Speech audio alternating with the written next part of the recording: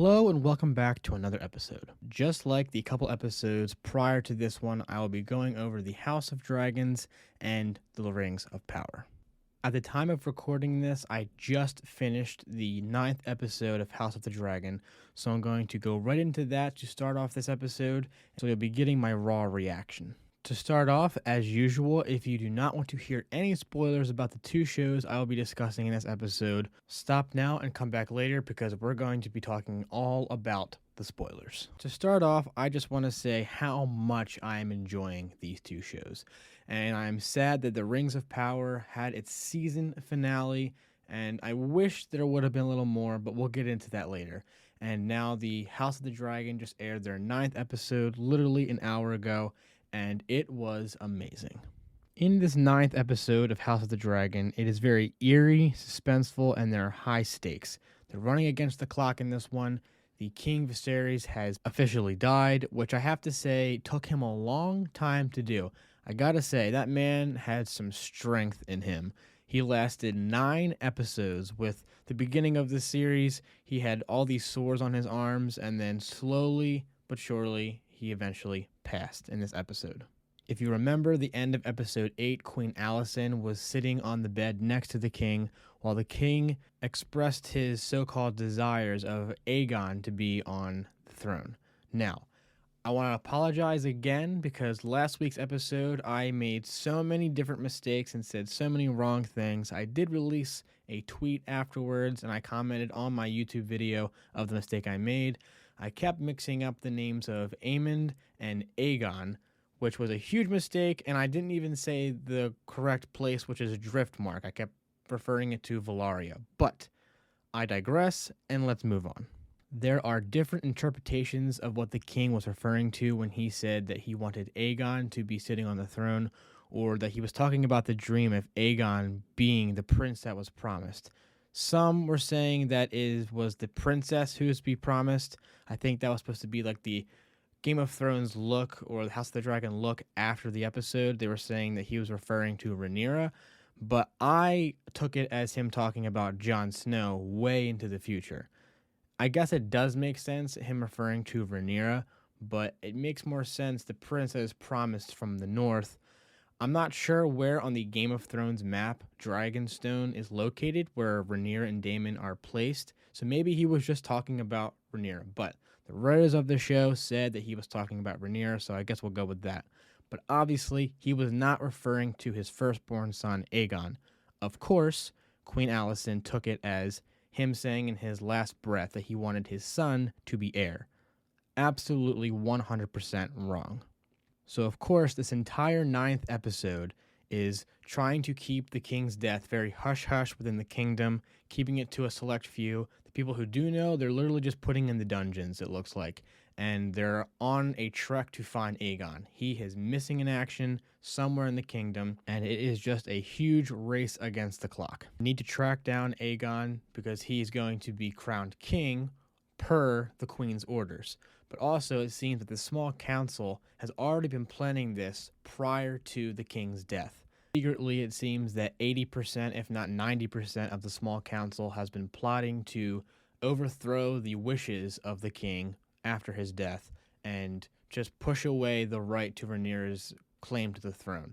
And they have already had this plan in motion, so once the king died, the small council convenes in the middle of the night, and they're trying to keep everything just very quiet while they're trying to decide where and how to take care of things. Otto Hightower is very quick to just point out, we need to go send soldiers to Rhaenyra and Daemon and have them killed. No threat to the throne, there will be no war. So if we kill them, there won't be a war. Absolutely insane. They asked Lord Commander of the Knights Guard to carry out this task, this assassination, this murder, and he takes off his white cloak, places it on the table, and says, basically, I'm not a murderer. I'm not going to go do this for you. I serve the king, and I don't see the king here, so I'm not doing it. While this is all happening, the Princess Rhaenys Targaryen, the queen that never was, is placed under house arrest because she is loyal to Rhaenyra. So they think if she gets out, she'll hop on her dragon, take a flight to Dragonstone, and say, yo, this is what's going on. You know, they're trying to usurp your throne. So they lock her in and ask her about her loyalties. But while this is going on, towards the end of the episode, is when it gets serious with her. But I'll come back to that. After a very long search for Aegon and an adventure through the underworld of the kingdom, of course, there are a lot of things that I'm leaving out that are important, but not really important. I'm just trying to keep you the key things to keep this short.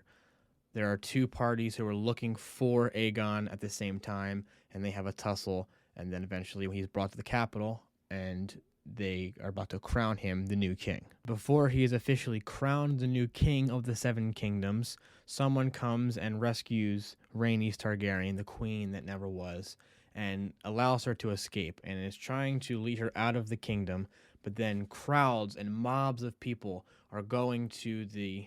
I'm not sure what it is. It looks like it's just the temple or the sept that from Game of Thrones, and it's going to be where the announcement of the new king is going to be. She then just follows the mob along the way and comes to the place where they're crowning Aegon as king. You see her slip out, and you don't see her for a second. Aegon is then crowned king. He raises his sword, and he has the crowd cheering. And then, boom, a very large explosion happens, and here comes a dragon, tearing through everything, whipping civilians through the air, and then it walks up through the smoke and sticks its face right in front of the king and the entire royal family. And who sits on top of the dragon but Rhaenys Targaryen, the queen that never was? And you're thinking, this is it. She's going to disintegrate the entire family. But she doesn't. She has a weak spot for a fellow mother, and she doesn't kill anyone. She looks the queen right in the face, and it was like, that's the moment. This is the moment you could have just forgotten about war. Rhaenyra could have become queen, but it would have made for a poor story. So she turned the dragon around and flew away, and obviously she's going to Dragonstone to warn Rhaenyra and Daemon that there's going to be some war coming soon. Like I said, I'm summarizing hardcore. If I had more time, I could sit here and do like an hour and 15-minute episode on just House of the Dragon and just the Rings of Power, but I don't have that kind of time. I wish I did, and I would get into the very details of each character, the way they looked, the way they expressed themselves in this scene, but it would just take so much time. I really enjoyed this episode. It was very eerie, but it was a very suspenseful eeriness. I felt like something was going to happen at the end of this episode the entire time. It was just very quiet. There wasn't any music until the very end. And then when the climax hit at the end of the episode, I was like, this is what it led to, was this huge abruption and outrage to what was happening. Excitingly enough and sadly enough, we have one episode to go next week. I can't imagine what's going to happen and what this is going to be for the season finale of this show, and I can't wait to see what they'll do. But now on to episode 8 and the season finale of the Rings of Power. I would like to just start off by saying that my predictions for what was going to happen with this show were right, and specifically who Sauron was going to be. In the beginning of the episode, they try to throw you off the trail of it being Halbrand, and they have these cult-like people, these witches or mages, and they come and they bow down to the stranger and call him Sauron, which they are sorely mistaken. He is definitely not Sauron. And as my prediction was, indeed, Halbrand is revealed as Sauron. After the Pompeii-like explosion and the creation of Mordor, Galadriel took Halbrand to Lindon, where Celebrimbor is stationed and Elrond is also at, to be healed. While he is there, he meets Celebrimbor at where we think for the first time, and he gives his knowledge into how they should create something with the mithril and how they should create a crown, which then leads to creating Rings of Power. During the whole episode, while Halbrand seems very excited to be there and working with the infamous Celebrimbor, which I thought, how does he know who he is? Which confused me a lot, but then it'll tie in a little bit. But the entire episode, Galadriel is very skeptical all of a sudden, which is one thing that I just didn't quite get.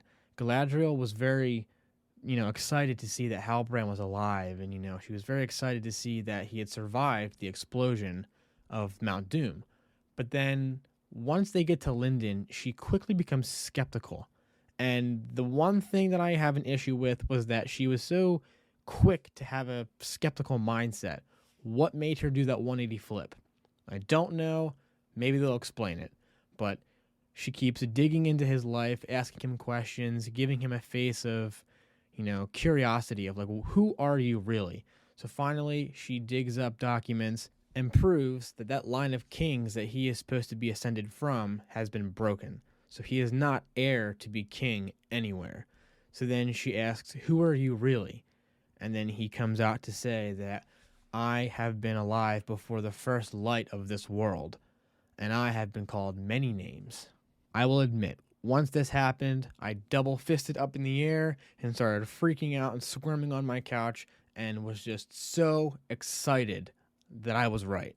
Once he turned the switch and went from Halbrand to Sauron, it was great. His attitude and the way he talked and the way he looked at her was perfect, sinister, evil. It was great. After about a 7-minute scene of him going into her mind and trying to convince her to join his side, and then they could rule the entire Middle Earth as king and queen, she ends up denying him, and then she wakes up and she is sitting in the middle of a river or a creek, and Elrond finds her, and it looks like he tried to drown her. I don't know if that is true or that's where she ended up falling when he let go of her, but it looks like she was being drowned by him. Elrond picks her up, asks her what happened, and she doesn't say anything about Halbrand being Sauron. She mentions nothing. So they go back to Celebrimbor, and that is literally the last they talk about Halbrand being Sauron until Elrond does a little bit of a Sherlock investigating of his own. He finds the place where he found Galadriel. He finds this scroll that proves that he is not heir to be king anywhere. He goes back to Galadriel, and they share glances, and she instantly knows. Crap, Elrond knows. Which is something that I was confused on why she was hiding anyway. This is a pretty serious thing to keep to yourself. Halbrand is the Dark Lord of Middle-earth. Why wouldn't you tell Elrond, one of your closest friends? Prior to finding out that Halbrand was Sauron, Celebrimbor says a phrase and statement that I can't remember, but it made Galadriel do a double take and further her suspicion to Halbrand. And I guess Halbrand had said it previously, and I have to rewatch the whole show over again to really feel some of the details and really figure out what was going on. But it was something she, I guess, heard Halbrand say prior to this. And she goes, where did you hear that? And he goes, I'm not sure. So my first thought was that Celebrimbor at that scene was actually Sauron and that he shapeshifted into Celebrimbor. But then it leads me to believe that this is not the first time that Sauron has been in Lindon and who has worked with Celebrimbor. So I'm guessing that because Sauron can shapeshift whenever he wants, I'm guessing he had shapeshifted into an elf to be with Celebrimbor years before this. And that's where he learned this phrase from Halbrand or Sauron or whatever name he was using at that point. It is said within the books that Sauron does take up many forms, and even in the last episode, he does say that I have been gone by many names. So it's very possible that he met Celebrimbor before this encounter. With the help of Halbrand's ideas, they end up crafting the 3 rings of power. And if you know your Lord of the Rings history and you know your Lord of the Rings stuff well, you will know that these are the 3 rings that are given to 3 elves. Galadriel, High King Gilgalad, and a 3rd elf that I don't actually know where that 3rd ring goes to. But this is my guess for the future of the show. This season was building up to the Rings of Power and the 3 rings. My guess is I wonder if each season is going to have to deal with each race that receives their rings. Obviously, there are 3 rings that go to the elves, 7 to the dwarves, and 9 rings are gifted to the race of men who desire power. I'm not sure if I'm correct and if that's the route they're going to take with the show. If so, that's cool because then it means there's going to be an expiration date on the show, which there needs to be. This can't be one of those shows that goes on for like 10, 11 seasons, which I don't think is their original plan. But I think there needs to be like 3 or 4 seasons, have each season for creations of each sets of the rings for the races. And then that 4th season have it just end where it's just becoming up to the 3rd age. But now that we know that Halbrand is in fact Sauron, we can go over to who the stranger is. In this last episode, they did not actually flat out say who the stranger is, but we did get to see some of his unlocked power. With the help of some Hardfoots, he ends up fighting this crew of necromancer, mage, witch things. So he ends up showing his power when he takes one of their staffs and just blows them to smithereens and literally just disintegrates them. In doing so, it seems that he has unlocked some fragments of his memory, and thankfully, he unlocked his ability to speak. Afterwards, the stranger says that he needs to leave and he needs to go find out who he really is. And even though these necromancer crew were saying that he is meant to be part of Morgoth and, Sauron's reign because they thought he was Sauron, he needs to go to one of the places they mentioned because he feels like he'll find what he needs there. So the Hardfoots separate and they split up, and the main Hardfoot, Nori Brandyfoot, ends up leaving the rest of the hobbits and going with the stranger. And this is where I think that he is, in fact, Gandalf.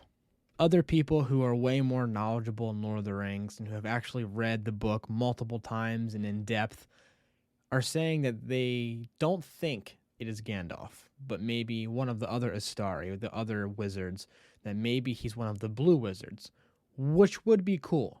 But then it kind of brings about some confusion because he said something to Nori when they were walking away, going into their journey, and I want to read it off of this. In this scene, all of the hobbits are waving to Nori, and he says, "They're waving to you."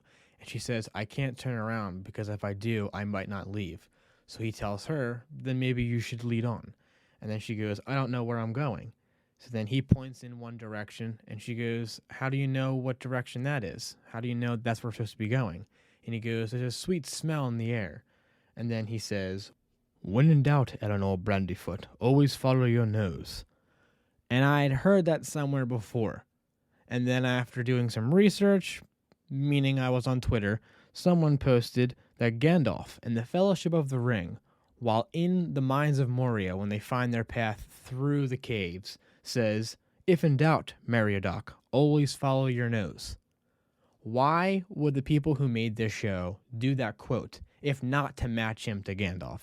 Unless it's a generic wizard phrase that, wizards just use in Middle-earth. That would be kind of weird if so I'm guessing he has to be Gandalf. He speaks like Gandalf. He said something when he was fighting the witches that sounded like a "you shall not pass" or, a "I'm going to send you back to the shadow," but in different wording. So I'm on the Gandalf train for them, and I'm 1-0 right now for saying that Halbrand was Sauron, so I'm going to say this dude's Gandalf, and hopefully I'm right, because if so, it makes some sense. The only thing that doesn't make sense is why he arrived in Middle-earth by asteroid. I mean, he literally just got sent to Middle-earth in the nude by a huge rock flying out of the sky, and then is surrounded by flames, like a Balrog or some evil creature. But he's not like a flame user, so I'm curious to see how they're going to play that into effect, if they're going to explain it in the coming seasons. We will see. As a whole, this last episode was very good and a good wrap-up to the season. My only gripe is that they rushed the last 2 episodes. I feel like they needed 2 more episodes to finish off a 10-episode season, but instead they stopped at 8, and it just felt like they were pushing everything to an end. Like they didn't have enough things on the cutting room floor to put into an episode, so they just ended it on episode 8. And the last episode was pointless. I still enjoyed it because I'm enjoying Middle-earth anytime I can get it, and I'm enjoying the show. But it was kind of just slow recovery from the creation of Mount Doom and trying to find people who were alive and not alive.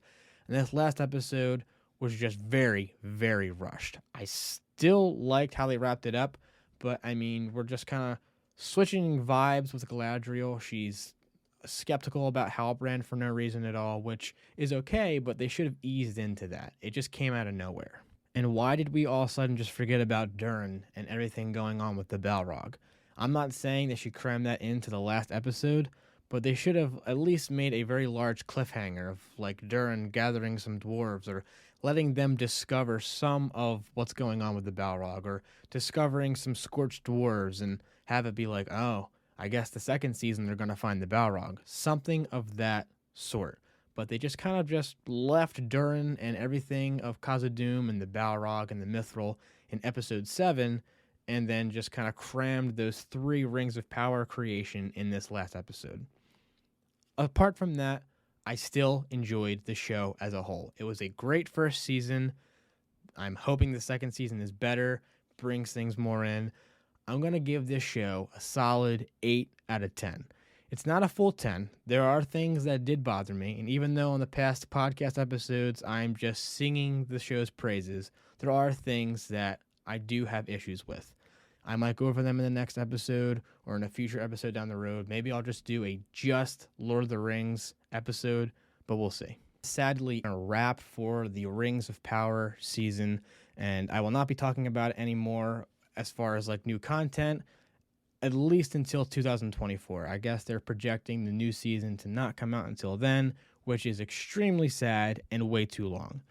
I'm not going to really talk about Andor today. I'm just currently, personally for me, I'm not very interested in the show. It's been very slow so far. In this last episode, they did finally do the mission they've been leading up to, and it was just okay. It wasn't, exciting like I would like it to be. And maybe that's just a personal problem. I'm not sure. If you enjoy this show, I'm happy for you. But it's just not my favorite show right now. So I'm not really going to get into it in this episode. I might talk about it if it gets more exciting or if I'm enjoying it more. But that is the end of this episode. I thank you for listening. If you're watching on YouTube, please like and subscribe. And I will catch you on the next Finklecast.